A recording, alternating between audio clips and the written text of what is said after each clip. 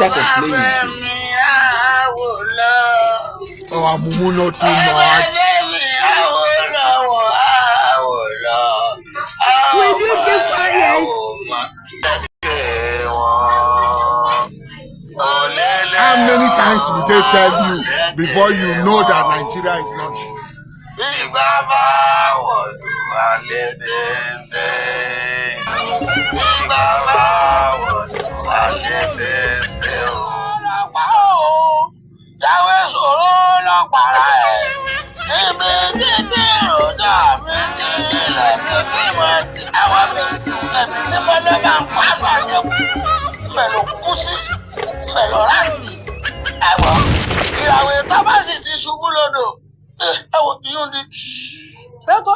Lẹ́nu ẹ̀ sọ̀rọ̀.